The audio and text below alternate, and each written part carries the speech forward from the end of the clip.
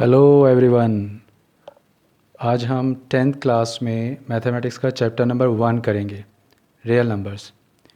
इसमें आज हम पहले इसका इंट्रोडक्शन देखेंगे, इंट्रोडक्शन क्लियर करेंगे, बेसिक क्या है वो क्लियर करेंगे। सबसे पहले इसमें नेचुरल नंबर्स आते हैं। नेचुरल नंबर आप लोगों ने देखा होगा, नेचुरल नंबर हमारे होते हैं 1, 2, 3 सो ऑन। ये नेचुरल नंबर्स होते हैं जिसको हम n से डिनोट करते हैं। इसके बाद अगर हम बात करें होल नंबर्स की, तो अगर नेचुरल नंबर में हम ज़ीरो इंक्लूड कर दें तो वो हमारे होल नंबर्स बन जाते हैं। 0, 1, 2, 3, यानी कि हमने नेचुरल नंबर में ज़ीरो इंक्लूड किया तो होल नंबर्स बन गए, जिसे हम W से डिनोट करते हैं। उसके बाद हम बात करेंगे इंटीजर्स की। अगर हम होल नंबर्स में नेगेटिव नंबर्स इंक्लूड कर दें तो वो हमारे इंटीजर्स बन जाते हैं। Negative numbers -3, -2, -1, 0, 1, 2, 3 so on. ऐसे नेगेटिव में भी और हो सकते हैं -4, -5। तो ये हमारे इंटीजर्स बन गए हैं। अब हम बात करेंगे रैशनल नंबर्स की। रैशनल नंबर्स बेसिकली अगर हम इंटीजर्स में p/q की फॉर्म को इंक्लूड कर दें, जैसे आप देख रहे हैं कि इंटीजर्स में अगर हम p/q की फॉर्म को इंक्लूड कर दें तो हमारे रैशनल नंबर बन जाते हैं। तो p/q में एक चीज़ आपको ध्यान रखनी है कि q जो है हमारा is not equal to zero, यानी कि डिनोमिनेटर हमारा ज़ीरो नहीं होना चाहिए, तो फिर वो हमारा रैशनल नंबर रहेगा। रैशनल नंबर्स को हम q से डिनोट करते हैं। इसमें आप दो तरह के नंबर्स देखेंगे, p/q में दो तरह की फॉर्म में देखेंगे। नंबर 1, फॉर एग्ज़ाम्पल 2/5, ये एक आपका रैशनल नंबर है। अगर हम इसको सॉल्व करें, इसको डिवाइड करें, तो ये 0.4 आता है, जो कि कम्प्लीटली डिवाइड हो जाता है। तो इसे हम बोलते हैं ये टर्मिनेटिंग नंबर है, जो कि कम्प्लीटली डिविजिबल है। एक और नंबर देखेंगे हम 1/3। अगर इसको हम डिवाइड करें तो 0.333 इस तरह से होगा, यानी कि इसमें 0.3 बार आ रहा है, यानी कि नंबर बार बार आ रहे हैं। तो ऐसे नंबर हमारे नॉन टर्मिनेटिंग और रिपीटिंग, जैसे आप देख रहे हैं रिपीट हो रहा है, तो रिपीट हो रहे हैं। तो अब रैशनल नंबर्स में आपने दो तरह के नंबर देखे, टर्मिनेटिंग, नॉन टर्मिनेटिंग। अगर हम इन नंबर्स को इंटीजर्स में इंक्लूड कर देते हैं तो ये हमारे रैशनल नंबर बन जाते हैं। इसके बाद हम देखेंगे इरैशनल नंबर्स, जिसे हम S से डिनोट करेंगे। इरैशनल नंबर्स किस तरह के नंबर होते हैं, जैसे कि 0.20, 200, 2000। इसमें आप नोटिस करिए कि 20 आ रहा है, 200 आ रहा है, 2000 आ रहा है, यानी कि नंबर रिपीट नहीं हो रहे हैं, नंबर अलग अलग आ रहे हैं। तो ऐसी कंडीशन में ये हमारा क्या होता है, ये नॉन टर्मिनेटिंग और नॉन रिपीटिंग होता है। तो इसे हम नॉन टर्मिनेटिंग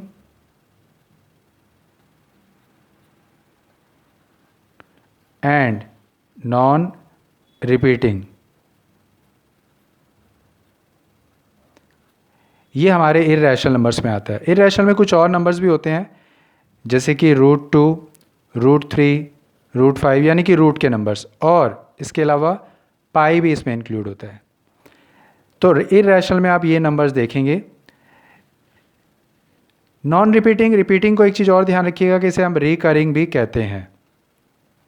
तो कहीं कहीं आप रिकरिंग भी लिखा हुआ देखेंगे। तो आपने देखा natural number, whole number, integers, और फिर फाइनली आपने रैशनल नंबर और इरैशनल नंबर देखे।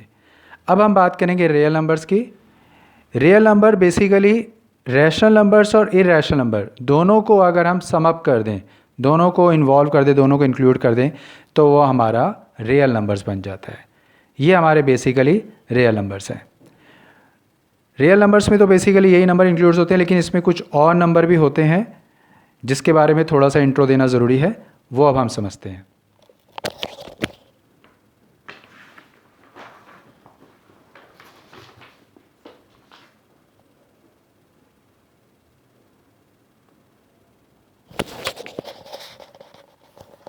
अब हम बात करेंगे कुछ और नंबर्स की, जैसे कि even numbers. Even numbers which is divisible by 2, जो कि 2 से डिवाइड हो जाता है।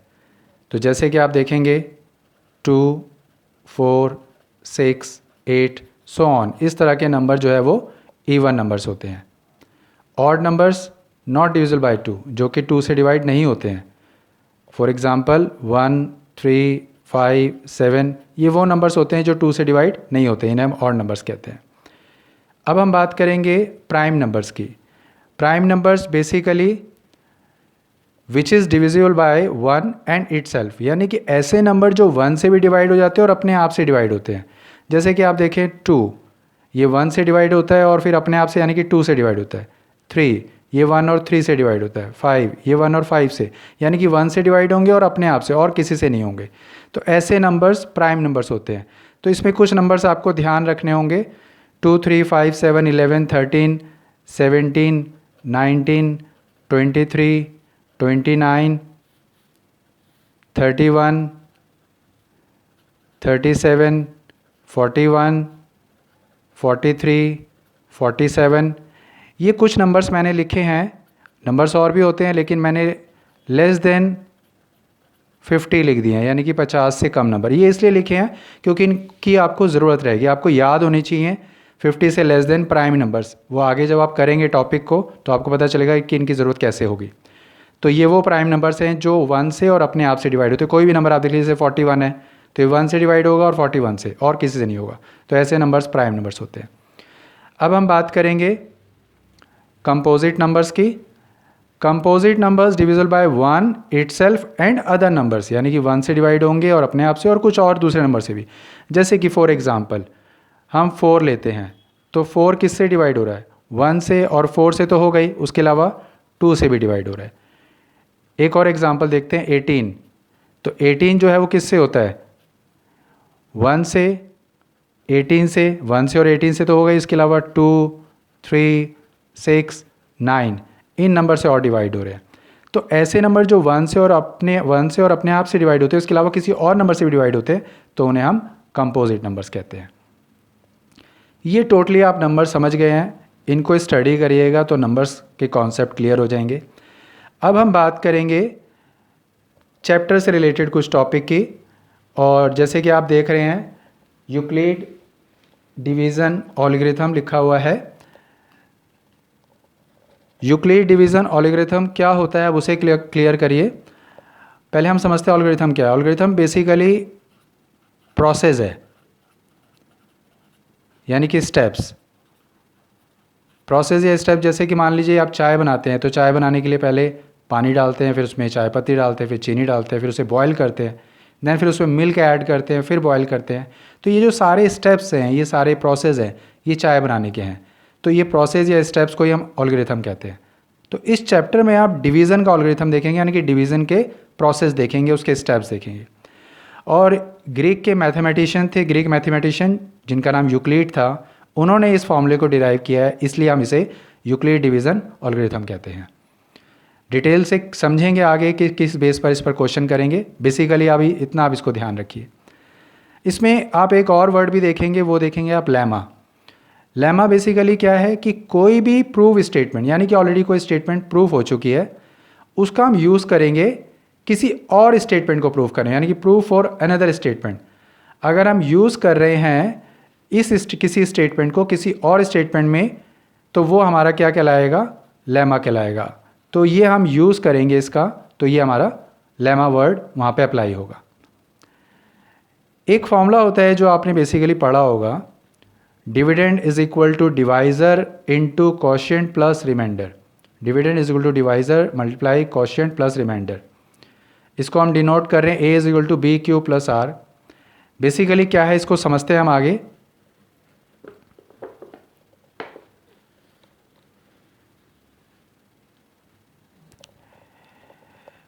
जैसे कि आप देख रहे हैं, एक एग्जाम्पल से समझते हैं इसे। फॉर एग्जाम्पल सपोज करिए 3 को आप डिवाइड करें 15 से, तो 3 5 ज़ा 15, तो यहाँ रिमाइंडर 0 बचा। एक और एग्जाम्पल लेते हैं, इसको डिवाइड किया आपने तो यहाँ पर रिमाइंडर 1 बचा। 17 को अगर हम 3 से डिवाइड करें तो यहाँ पर रिमाइंडर 2 बचा। अगर अब आप 18 लेंगे तो 3 6 18 और रिमाइंडर 0 बचेगा, यानी कि 0 पहले आ चुका है। तो तो यहाँ पर आप देख रहे हैं कि रिमाइंडर जो है वो आपका 0, 1, 2 और नहीं कोई रिमाइंडर आएगा इसमें। क्यों ऐसा है? क्योंकि हमने डिवाइड 3 से किया है। रिमाइंडर हमेशा डिवाइज़र से लेस देन होता है, तो 3 यहाँ पर है तो ऑब्वियसली उससे छोटा ही आएगा, तो वो 0, 1, 2। अगर सपोज़ करें हम किसी को 7 से डिवाइड कर रहे हैं तो रिमाइंडर क्या आएंगे? 0 से लेकर 6 तक, यानी कि 0, 1, 2, 3, 4, 5, 6। तो जिससे भी डिवाइड कर रहे हैं उससे कम का ही रिमाइंडर आता है, ये आपको याद रखना होगा, इसकी भी ज़रूरत होगी आगे। तो जैसे कि आप देखें इस फॉर्मूले को, अगर आप देखें, अगर हम इसको अप्लाई करें इसी के बेस पे, तो डिवाइज़र आपका 3 है, क्वोशिएंट आपका 5 है, रिमाइंडर आपका 0 है। तो 3 × 5 + 0, अगर इसको आप यूज़ करें तो क्या आएगा? 3 × 5 + 0। तो सॉल्व करिए, 15 + 0 यानी कि 15, तो डिविडेंड आ गया, जो कि ये आना चाहिए था। इसी तरह से अगर इसमें देखें तो 3 × 5 + रिमाइंडर 1 यानी कि 16।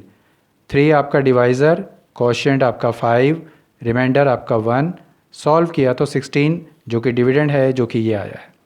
तो इस तरह से ये फार्मूला डिराइव होता है। अब इसको हम यूज़ कैसे करेंगे? डिविडेंड के लिए A और डिवाइज़र के लिए B, ये हम अल्फ़ाबेट यूज़ करते हैं, और क्वोशिएंट के लिए हम Q यूज़ करते हैं ऑब्वियस है, और रिमाइंडर के लिए R। तो ये एक फार्मूला हमारे पास बन जाएगा A = BQ + R। तो ये हमने बेसिक चीज़ें देखी जो कि हमारे रियल नंबर्स जब हम चैप्टर्स करेंगे तो उसमें इनका यूज़ होगा। इनको अच्छी तरह से स्टडी करिएगा।